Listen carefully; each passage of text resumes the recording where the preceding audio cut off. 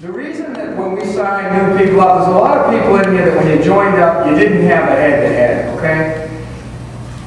These kids we met in Illinois, incredible couple. They got a dynamic presence. It was so frustrating. Everywhere in the room, Heather Friedman was there, Aaron, Trina, everyone said the same thing without even really getting to know them. They're our kind of people. They're Renaissance people. Now when we welcome people in our program, we gotta have a chance to change the reservation or the orientation of a person. Yes? It's mandatory. Because what we find is that if a person's locked up and struggling or what have you, that 15-minute phone call is not powerful enough to get the person out, especially if there's some hardship at the beginning. Does that make sense? And when you have a head-to-head, people come into you and ask you the same things that your patients want from you. With these guys, they said, fix the darn practice, fix it, new patients, this, that, the other thing. It's not what they needed, but yet that's what they thought they needed. What do you think your practice members come in and ask for you, what they think they need? Symptomatic relief, but it goes something real deeper. And I want to get a couple of comments and glimpses as you're reading their testimonial, if they can bring you into it, because they were in a hard place. They really were. And they drove 18 hours one way. When I got out of the car, I said, turn around. They're like, their asses were as flat as pancakes. They didn't have that. They just had a pancake. And it was just, these kids, they just didn't care. They made a promise to each other. And I want to tell you something. For the first time you met them, there's just something about them, and all they wanted to know is a system. And here's the thing, you can read it. They had another type of a coach. I'm going to go over it a little bit later after the break this morning. They had a coach. What was yours? Elastic bands? Did you put them on your teeth? Just put them on something. And that was there, and you could hear his anger saying, if this is what I went to all that school for, I didn't. I went to help people, make a difference in people's lives. And that lousy coaching experience brings skepticism, what have you. And if these guys weren't the people, they wouldn't take a chance on Allison Plants and the TNR. They just wouldn't take that chance. But the kind of people they are, they said something at the seminar. I'll never forget it. I remember when we were there, and they were on our stage right, their left, and we said, what's it take for a young couple to start a practice from scratch today? And they said, 7 days a week.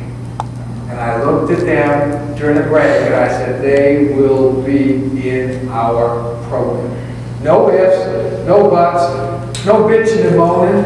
And I'm romanticizing a little bit. We got a sign-up check from, that had like a tractor thing on it. They got a loan from your father was a farmer, was supposed to be buying farm equipment, but he bought Allison Plants equipment. They invest themselves with tractor money. And yet it's going to change their whole life. And if you don't think that was difficult for them to go and ask that, humiliating, and especially for Dr. Ryan, proud kid, very prideful type of person to ask you finally, you're like, no way. But they did.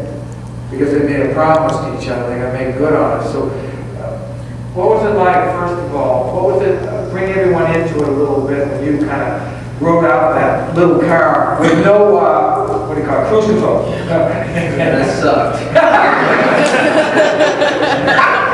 Legs were cramping, and yeah, we couldn't take time off of work. Obviously, we have bills to pay. Struggling about 30 patients a week. And so we drove off Tuesday night straight through without sleeping because we knew we had to be up Thursday morning for the head-to-head too, at least we get some sleep before that. And yeah, good thing she was there because it was a tough drive and definitely challenges the marriage. She wants to stop, and keep going just to get there. By the way, Dr. Tracy, your makeup looks so much better today when you have time up putting on the car. It looks very, she came in, I didn't know if I should tell, it was like raccoon eyes. Like, I bet you she put that on in the car.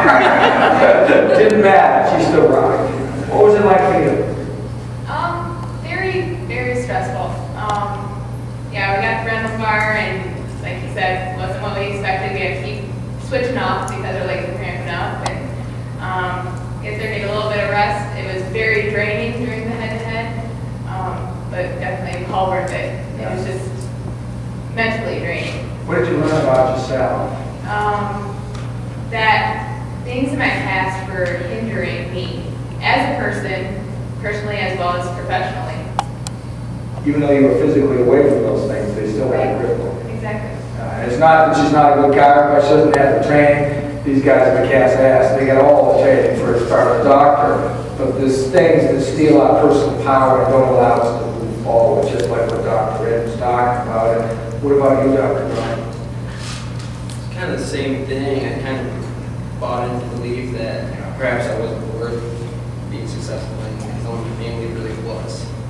So, and I think my patient probably saw that in me, that, they expect you to have money and they expect you to be successful. You bet I didn't see that until, yeah. Can you tell about when you got back bleary-eyed on a Friday afternoon and you started seeing people? When did it change? Did it happen like years later or months later? What Well, happened? it's funny. It's the Tuesday first around the car was I would have let it go. I mean, in cruise control was supposed to, and I kind of did what Dr. Kim taught me to do and played in my mind and take control of the situation. And we got to rent a car for this weekend, so we could afford to come for like $9 a day, and we got they upgraded to the best car they had. Upgrade. And then we took that in the clinic, and it was like I took charge of the clinic for the first time, and I talked to my patients about what was keeping their friends and family from coming in.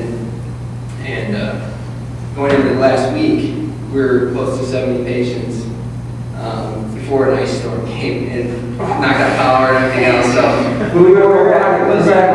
that was a double practice in the middle of the day. Well, that Friday, like my patients, I just remember they were like, "You look great. You really drove to Massachusetts?" Yeah, I'm going on 2 hours of sleep, but I just had this energy.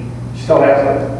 And you tell us about, it's a common theme when people write testimonials, they think that perhaps your appearance changed. But Dr. Ronnie really hit it up the head. He said, "You look different, Dr. Kevin, during your head-to-head." But in his testimonial, he said, "I think what really happened is people are a little more friendly than I thought. And people are looking for me to be in their life. And value and everything just really kept just coming up, and it continues to. I mean, he's got over 100 and never looked back. And one of the things they did that really struck me, and I remembered it, and I called him up immediately. And I talked to my wife, and we don't usually do this. As a person out in the audience, every once in a while, the Hotel Palace opens up for people that are having a difficulty. We opened it up to these guys to get a look at my home life. It's very, very private. My wife is a very private person, our home life, and they don't want it.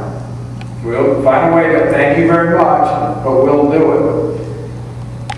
I made a comment, I mean, she's beautiful, and she didn't have a necklace on. Something just really struck me about that. Here's this beautiful, beautiful person that the whole world should be drawing her attention in at her beauty. She didn't have a necklace on. And I kept talking about her. And when I got their testimonial back, that something I had a feeling about but no proof. And she sold a necklace so that she could have her head-to-head and they could begin their journey back into chiropractic. And I tell you something, there wasn't as much chiropractic in the relationship. And seeing these two cats sit here together, they are a couple. And the stress that you have, whether your wife is a chiropractor or whether she's not, but when things aren't going good for high-powered people like that, it's stressful on any relationship, whether you're young or old. I'm here to tell you, it's really stressful. We made a mental note, and we're going to correct something. So Melissa, if you come up for a minute. We got her another necklace. And this is a very special necklace because it's the key. If you could, come on. That is cute. Go ahead, put it up. And once someone gave you the opportunity to care about her, the rest is history. Huh?